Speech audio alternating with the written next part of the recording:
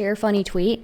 It's basically ContraPoints tweeted out, reminder that the only healthy way to cope with trauma is to identify with it so completely that you have no sense of self beyond victimhood. Never recover, never heal, never move on. Then channel all your unprocessed rage into arguing with strangers online. It's the only way. Sounds very accurate for a lot of people. So there are people who live it. There's somebody who lives being ghosted every day.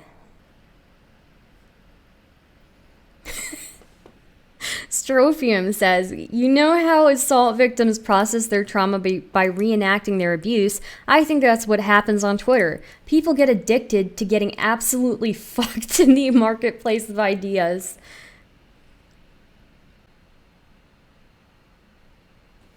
I don't know. Like, I sympathize with a lot of people, but you would, I don't know. If anything, I find it kind of like, in a way, humiliating, like kind of embarrassing that I'm like still fixated on different things when I come across them, you know? Like I still like, I don't know.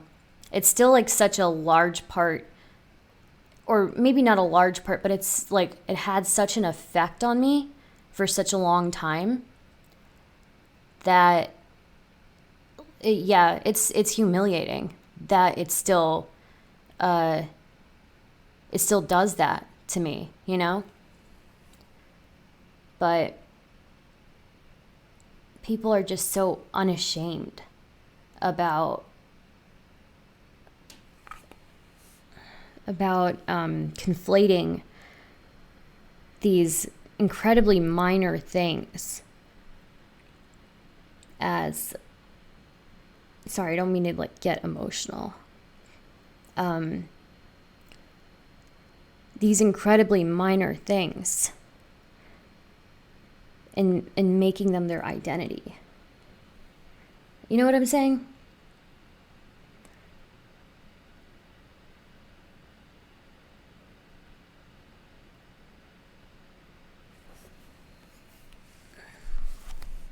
It's like you choose that.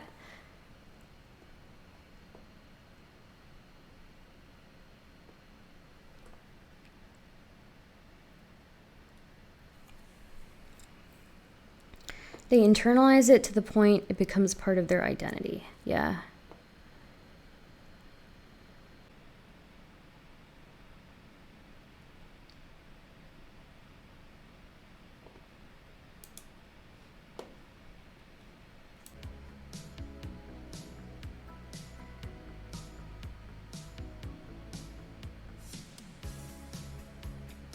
I just don't get it. I just don't get why people would choose to live that way if they had the choice not to. You know? It's just, it's to live in that, to not want to move on, you know? It's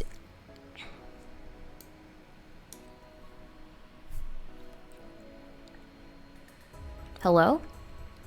Hey.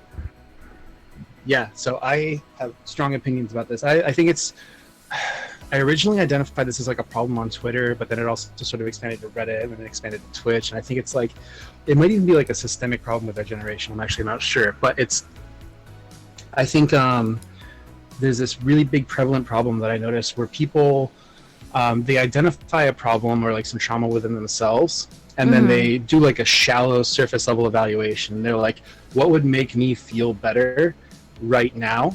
And a lot of that could be like a mixture of like healthy and coping and like unhealthy trauma responses and stuff like that. And then they like, it's like they're running out into the battlefield and then they go way too far, but then they like set up a bunker and then they sort of like try to redefine the battlefield around where they chose to land. And it's just completely impractical because what I think a lot of people don't understand is when they create these conditions for how they expect everyone else to treat them regarding a certain situation, they don't realize that if we apply this logic to everyone that's going through this, it's just an impossible way to function in society. Like, I noticed like a lot of really unhealthy enabling behavior in like the trans and sexual trauma communities, where they like manifest these really unhealthy behaviors, and you're not allowed to criticize them. And for Yeah. me to like see warning signs and like see people like bringing a collection of enablers around them and like just festering in like a pit of wounds that they've all created for each other, and me like trying to learn an olive branch and then being attacked by an entire group of people for it. It's like it's entire communities of people that have effectively engaged in like an emotional suicide pact. Yeah, it's like you've stunted yourself.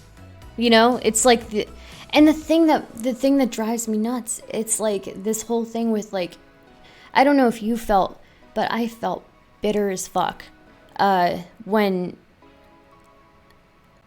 the stuff like the past like 2 months, people massive resentment. Yeah. Oof.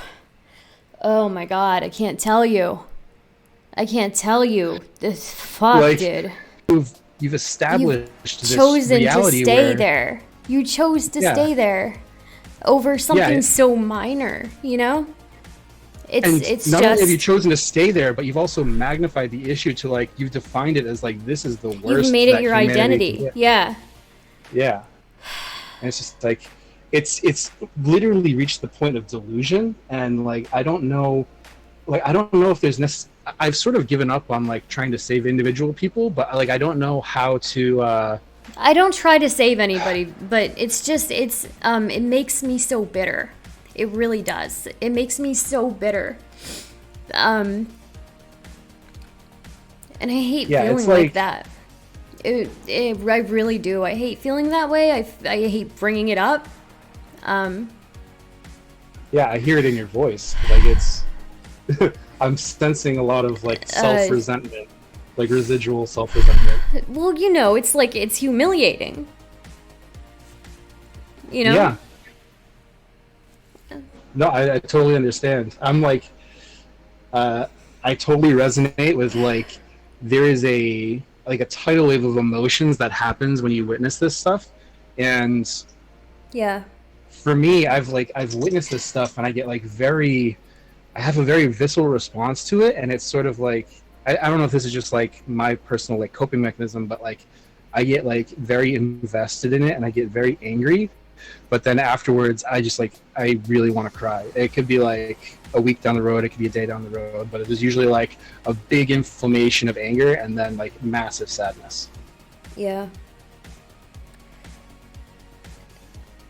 Because it's like, it feels like an emotional defeat. That's the only way I can really explain it. Like you're watching someone slowly die. It's like watching someone succumb to addiction, right? Yeah, I mean, even with smaller things, like, you know, like somebody ghosting you, and you got an apology.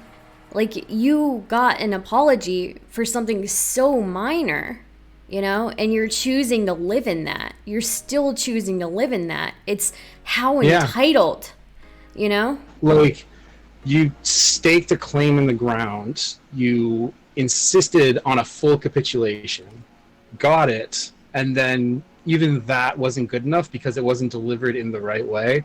Yeah. I feel like there's no circumstance where that actually has a healthy break. Yeah.